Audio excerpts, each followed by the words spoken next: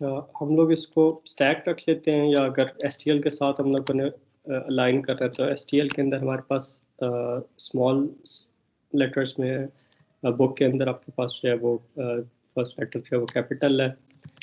अब देखो, जो हम लोगों ने स्टैक इम्प्लीमेंट करना है उसके अंदर हमें क्या क्या चीज़ें चाहिए होंगी। एक एरे चाहिए होगी जिसके अंदर हम लोग वैल्यूज जो हैं वो स्टोर करवा रहे होंगे, ठीक है। और फिर हमारे पास जो है वो उस एरे का हमें साइज चाहिए होगा। और फिर हमें ये पता होना चाहिए कि एरे के टॉप पे जो है वो कौन सा एलिमेंट है। तो एरे के टॉप पे जो एलिमेंट है उसका हमें किस तरह पता लगता है कि फ़र्ज़ करें हमारे पास हम लोगों ने स्टैक की एक ऑब्जेक्ट ली, ठीक है। उसके अंदर एरे का कोई साइज़ है, हमारे पास एक एरे का साइज़ हो जाएगा और एक ये हो जाएगा कि एरे के अंदर अभी टॉप मोस्ट एलिमेंट किस इंडेक्स पे पड़ा हुआ है। अब इस चीज़ को आपने थोड़ा गौर से समझना है।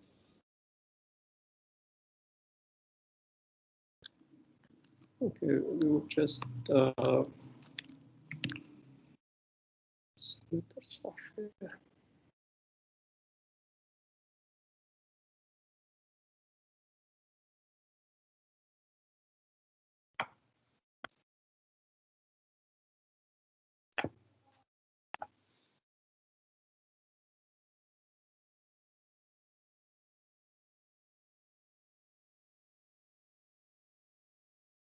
अच्छा, हम लोगों ने ना फर्ज करते हैं 7 एलिमेंट्स की हम लोगों ने एक एरे ले ली, ठीक है।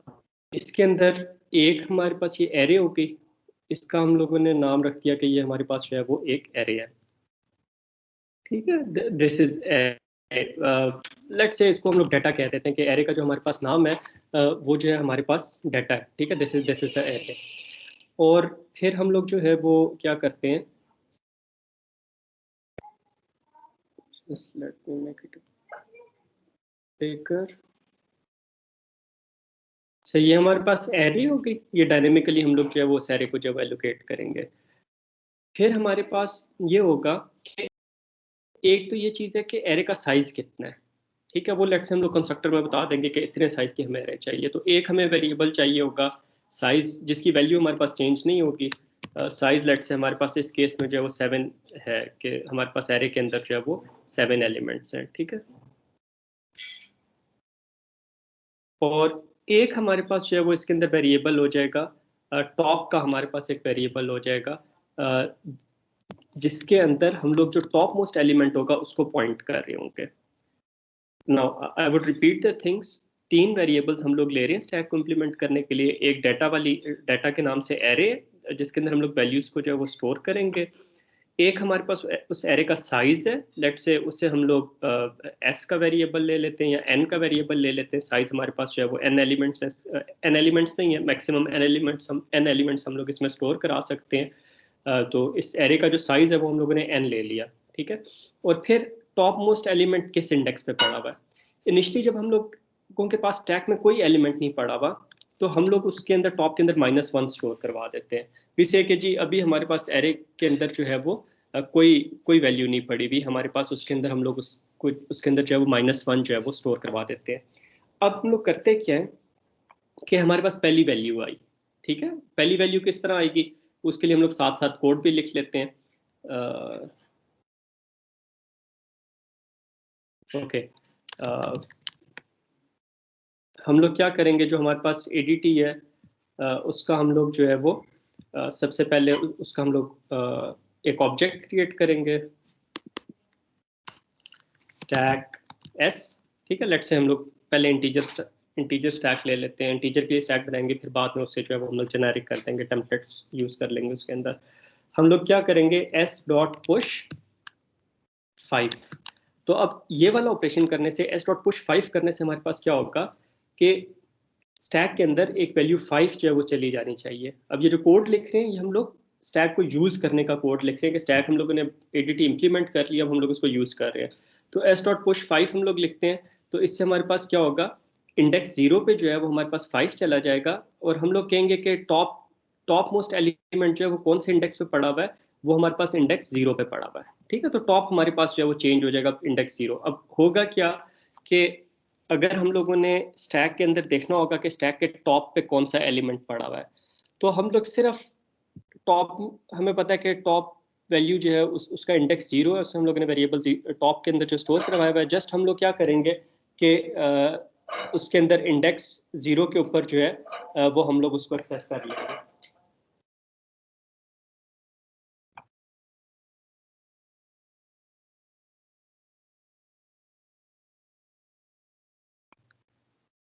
अच्छा जी, ये टॉप के अंदर जो है वो हमारे पास 0 आ जाएगा, 5 आ गया। अब लेट से अगर हम लोग ये देखना चाहते हैं कि स्टैक के टॉप पे क्या पड़ा हुआ है, उसके लिए हम लोग एक फंक्शन इंप्लीमेंट कर लेंगे एस डॉट टॉप का।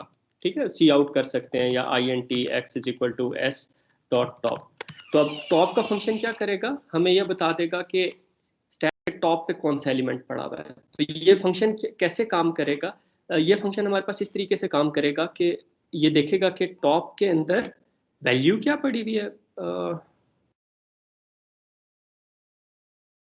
इसके अंदर बस आपने ये ख्याल रखना है कि अभी हमारे पास जो फंक्शन नेम है और जो वेरिएबल है, ये इनका नाम तो सेम है लेकिन दो डिफरेंट चीज़ें हैं। तो एस डॉट टॉप क्या करेगा, देखेगा कि जो वैल्यू स्टैक के टॉप पे पड़ी हुई है वो उसका इंडेक्स क्या है। वो इंडेक्स 0 पे, उसका इंडेक्स अगर 0 है तो इंडेक्स 0 पे जो भी वैल्यू होगी उसको रिटर्न कर देगा।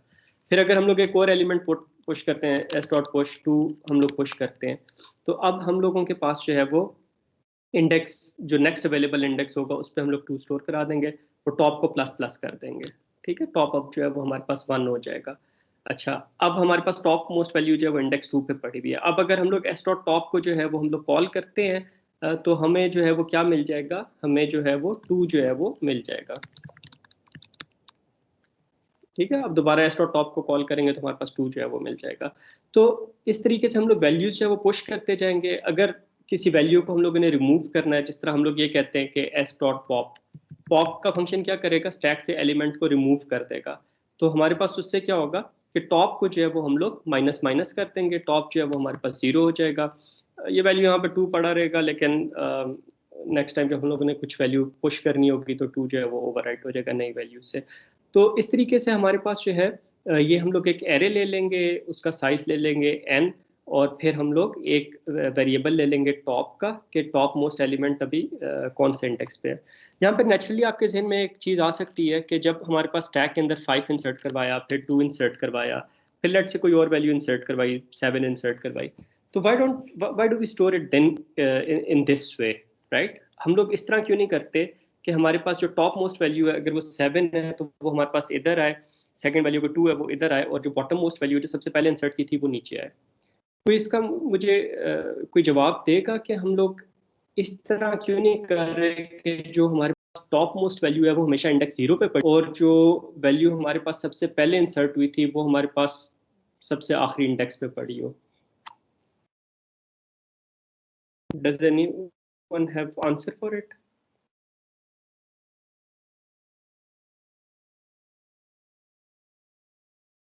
लेट्स से हमारे पास स्टैक में बॉटम पे 5 पड़ा हुआ है, फिर उससे ऊपर 2 है, उससे ऊपर 7 है, तो उसको हम लोग इस तरह क्यों क्यों नहीं स्टोर करवाएंगे, हम लोग उसे इस तरह क्यों स्टोर करवा रहे हैं।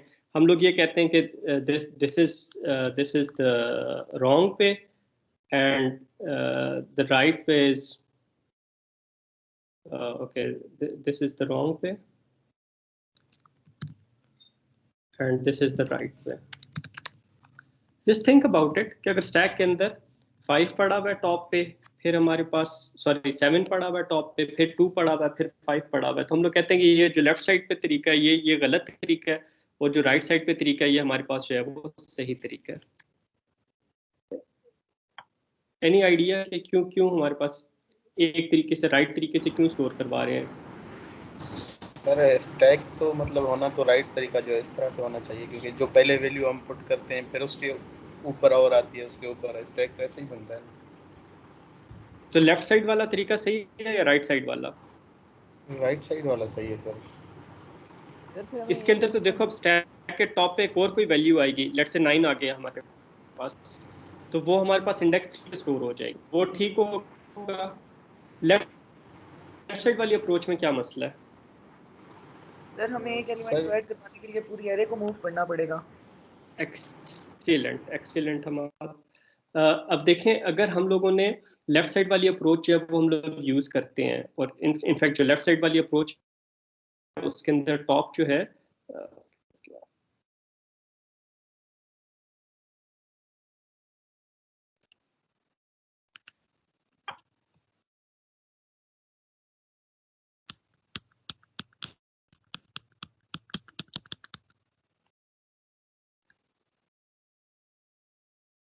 लेफ्ट साइड वाली जो हमारे पास अप्रोच है, इसके अंदर टॉप हमेशा इंडेक्स 0 पे पड़ा होगा, ठीक है।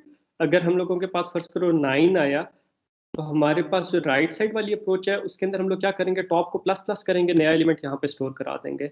अब अगर हमारे पास लेफ्ट साइड वाली अप्रोच में 9 आता है, हम लोग कह रहे हैं कि जो टॉप मोस्ट एलिमेंट है वो हमारे पास हमेशा इंडेक्स 0 पे पड़ा होगा, तो हमें क्या करना पड़ेगा, सारे एलिमेंट्स को नीचे शिफ्ट कराना पड़ेगा, 5 2 7 और फिर हमारे पास 9 आएगा, ठीक है। तो अगर ये हम लोग गलत अप्रोच से स्टैक को इम्प्लीमेंट कर देते हैं, तो इसके अंदर एलिमेंट को पुश करने की टाइम कॉम्प्लेक्सिटी कितनी होगी। अगर स्टैक के अंदर फर्ज करो n एलिमेंट्स पड़े हुए हैं, तो नया एलिमेंट इंसर्ट करवाने के लिए हमें कितने स्टेप्स परफॉर्म करने पड़ेंगे।